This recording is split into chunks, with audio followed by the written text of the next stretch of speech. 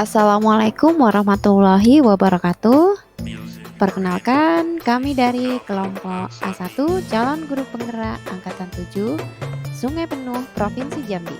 Di sini kami akan membahas mengenai ruang kolaborasi modul 3.2, yaitu dengan judul Pemimpin dalam Pengelolaan Sumber Daya. Ini adalah fasilitator dan pengajar praktik yang mendampingi kami dalam kegiatan pendidikan guru penggerak di Sungai Penuh.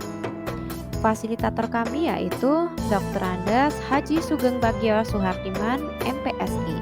Kemudian untuk pengajar praktik kelas A2 Bapak Sapuan Ahmad, SPD.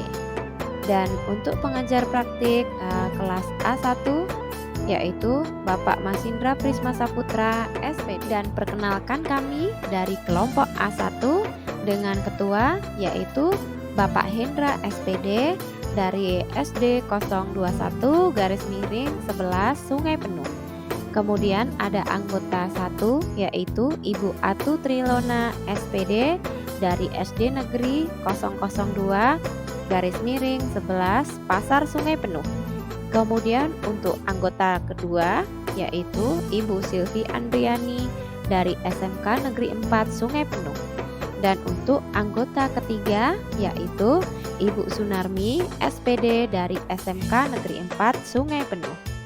Berikut ini adalah hasil diskusi kami mengenai hasil pemetaan aset dan pemanfaatannya di Kota Sungai Penuh yang berkaitan dengan proses dan kegiatan belajar mengajar di sekolah yang kami ajar. Di lingkungan Kota Sungai Penuh terdapat 7 modal aset. Yang pertama adalah modal manusia, yang kedua modal sosial, yang ketiga modal politik, yang keempat modal agama dan budaya, yang kelima modal fisik, yang keenam modal lingkungan atau alam, dan yang ketujuh atau terakhir yaitu modal finansial. Yang pertama, modal manusia dan pemanfaatannya di lingkungan Kota Sungai. Modal manusia dan pemanfaatannya adalah yang pertama di bidang pendidikan, yang kedua adalah modal kesehatan. Modal manusia di bidang pendidikan. Yang pertama adalah kepala sekolah. Kepala sekolah di sini rata-rata memiliki kualifikasi pendidikan minimal S1 dan sebagian besar sudah memiliki ijazah minimal S2 serta berpengalaman di bidang pendidikan dan manajemen sekolah. Untuk strategi pemanfaatannya, peranannya sebagai leader dan manajer di sekolah. Yang kedua adalah murid. Murid di sini bersifat heterogen dengan bakat dan minat yang berbeda-beda. Strategi pemanfaatannya adalah murid diberi kesempatan belajar dengan fasilitas yang sama agar berprestasi secara akademik maupun non-akademik. Yang ketiga adalah guru. Guru di sini memiliki kualifikasi pendidikan minimal D3. Ada yang sudah S1 dan sebagian juga sudah ada yang memiliki ijazah S2. Dan sekitar 60% sudah memiliki sertifikat profesi atau sudah sertifikasi. Kemudian untuk strategi pemanfaatannya sebagai garda terdepan pendidikan, membentuk dan menuntun murid dalam memerdekakan belajar. Guru diberi kesempatan untuk mengembangkan diri dalam mengikuti berbagai pelatihan atau diklat fungsional maupun non-fungsional lainnya dan membina pada kegiatan ekstrakurikuler untuk pengembangan pembelajaran di sekolah. Yang keempat adalah tenaga pendidik. Di sini tenaga pendidik memiliki kualifikasi pendidikan minimal SMA D3 dan sebagian besar sudah memiliki ijazah S1. Untuk strategi pemanfaatannya adalah peningkatan kompetensi pegawai lewat diklat dan training untuk diberdayakan dalam menunjang program sekolah serta membantu pengelolaan. Yang kelima adalah orang tua murid dan komite sekolah. Latar belakang pendidikan sosial budaya yang heterogen. Strategi pemanfaatannya adalah berkolaborasi dalam pengembangan sekolah. Yang keenam adalah pengawas dan korwil atau koordinator wilayah. Memiliki jenjang pendidikan minimal D3, ada yang sudah S1 dan ada yang sudah memiliki ijazah S2. Untuk strategi pemanfaatannya adalah menyumbangkan saran dan gagasan untuk pengembangan sekolah sekaligus mengawasi kebijakan sekolah. Yang ketujuh adalah Kepala Dinas Pendidikan. Kepala Dinas Pendidikan di sini sudah memiliki kualifikasi pendidikan minimal S2 dan sudah berpengalaman di bidang kependidikan. Untuk strategi pemanfaatannya adalah sebagai manajer dan membantu dalam mengawasi dan pengembangan kebijakan sekolah. Yang kedelapan adalah warga masyarakat atau tokoh adat, penggiat seni, atlet, penggiat literasi, dan lain-lain. Di sini, latar belakang pendidikan, sosial, budaya yang dimiliki adalah heterogen. Kemudian untuk strategi pemanfaatannya adalah berkolaborasi dalam pengembangan sekolah sebagai narasumber. Modal manusia di bidang kesehatan. Ada 3 jenis modal yang dimiliki di bidang kesehatan, yaitu yang pertama adalah dokter. Tersedianya tenaga dokter umum dan spesialis yang berkompeten dan peduli dengan masyarakat. Yang kedua adalah bidan. Tersedianya tenaga bidan yang berkompeten di setiap desa dan peduli terhadap kesehatan ibu dan anak. Dan yang ketiga adalah perawat. Tersedianya tenaga perawat yang kompeten di setiap desa dan peduli pada masyarakat. Strategi pemanfaatannya adalah sekolah dapat berkolaborasi dengan tenaga medis, baik itu dokter, bidan, maupun perawat dalam pengembangan program UKS. Yang kedua adalah modal sosial. Berikut ini adalah modal sosial yang ada di lingkungan Kota Sungai Penuh. Berikut ini adalah modal sosial yang ada di lingkungan Kota Sungai Penuh.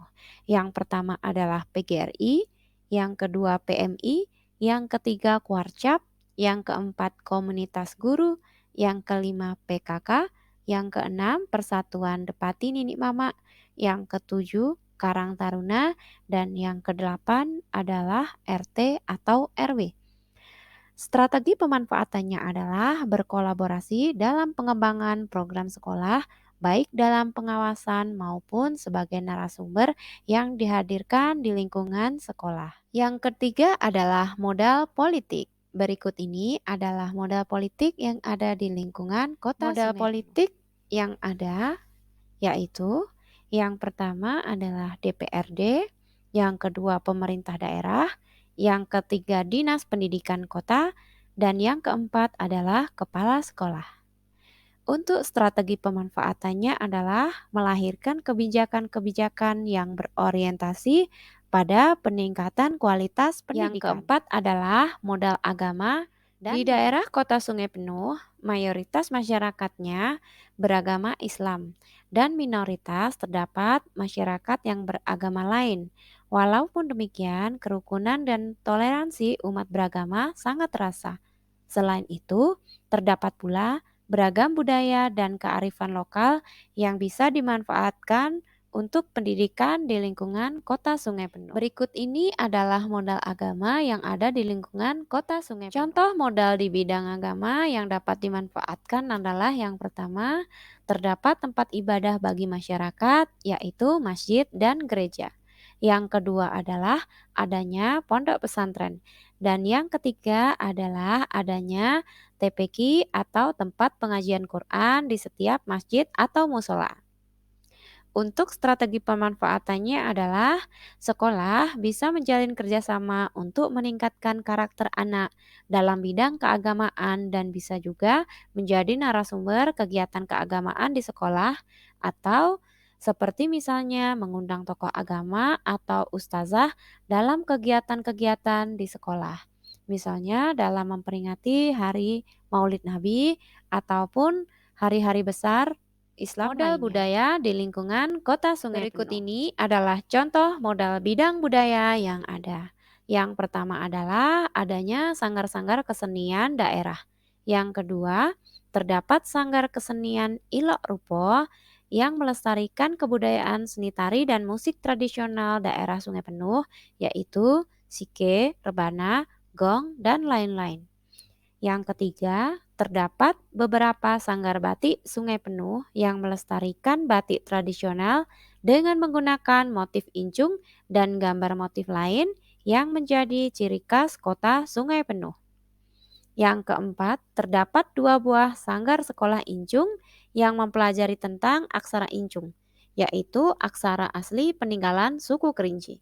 Dan yang kelima adalah keberagaman kearifan lokal dan budaya, yaitu upacara adat, seni tradisi, kendurisko, dan lain-lain.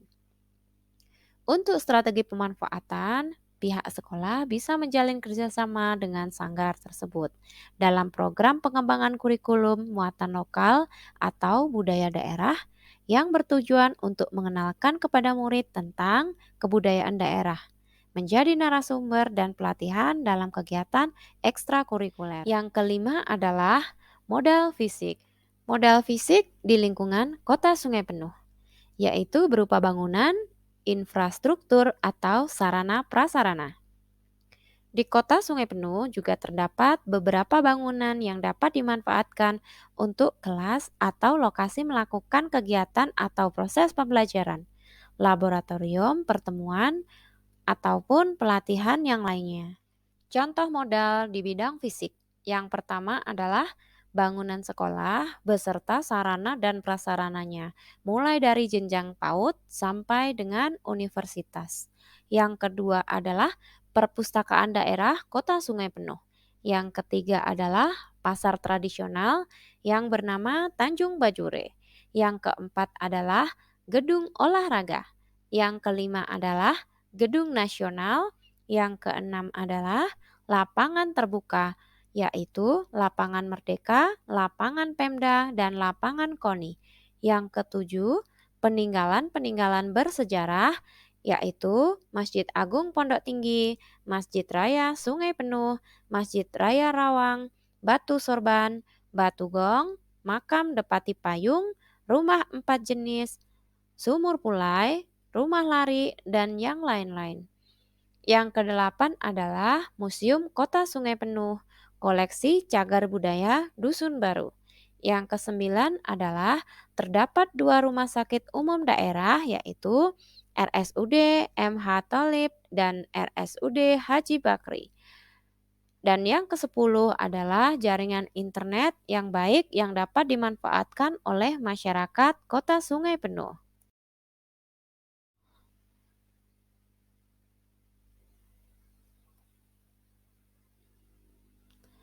Strategi pemanfaatannya yaitu digunakan untuk menunjang semua aktivitas proses pembelajaran di sekolah, supaya pembelajaran menjadi lebih asik dan menyenangkan, dan siswa lebih tertarik dalam mengikuti proses pembelajaran. Kemudian memfasilitasi event atau kegiatan olahraga, kegiatan aktualisasi guru atau murid, baik di bidang akademik maupun non-akademik. Yang keenam adalah modal modal lingkungan atau alam. Modal lingkungan atau alam. Letak geografis kota Sungai Penuh yang ada di daerah dataran tinggi dan perbukitan menjadikan kota Sungai Penuh memiliki banyak tempat-tempat yang bisa dijadikan destinasi wisata. Lahan yang masih luas bisa digunakan untuk area pertanian, perkebunan, serta peternakan. Lingkungan alam yang masih bersih dan sejuk. Yang pertama adalah lingkungan yang dekat dengan persawahan. Strategi pemanfaatannya sebagai salah satu media dalam proses pembelajaran pengenalan lingkungan. Yang kedua, taman dan kebun sekolah. Strategi pemanfaatannya sebagai salah satu media dalam proses pembelajaran IPA dan kewirausahaan. Yang ketiga, terletak di sentral penghasil tanah merah untuk pembuatan batu bata. Strategi pemanfaatannya adalah siswa dapat belajar tentang kewirausahaan dan prakarya. Dan yang keempat yaitu kualitas udara dan air yang masih bersih, karena masih terletak di lingkungan pedesaan yang dikelilingi oleh bukit barisan. Modal lingkungan dan alam dapat dimanfaatkan sebagai media dan sumber belajar yang dapat memperkaya wawasan dan pengetahuan. Karena anak tidak dibatasi oleh dinding kelas dan anak dapat mengoptimalkan potensi panca indera untuk berkomunikasi dengan lingkungan, memungkinkan terjadinya proses belajar yang lebih bermakna karena anak berhadapan secara langsung dengan keadaan dan situasi sebenarnya. Selain itu, lingkungan dan alam dapat juga dimanfaatkan sebagai sarana rekreasi, edukasi, penelitian, dan tempat praktik pembelajaran. Yang ketujuh adalah modal finansial. Modal finansial yang ada di lingkungan kota Sungai Penuh adalah sebagai berikut. Yang pertama adalah APBD, yang kedua UMKM, yang ketiga retribusi pasar, tempat usaha, tempat wisata, dan pengelolaan lahan parkir. Untuk sumber finansial dari pemerintah daerah berupa dana BOS, BOSDA, BOP, DAK, dana komite, dan bantuan lainnya dapat dimanfaatkan untuk biaya penyelenggaraan pendidikan dan pengembangan program sekolah. Demikian presentasi dari kami, kelompok A1 calon guru penggerak angkatan 7 Sungai Penuh Provinsi Jambi. Sampai ketemu pada kegiatan berikutnya. Wabillahi taufik wal hidayah. Akhirul kalam. Wassalamualaikum warahmatullahi wabarakatuh. Salam guru penggerak.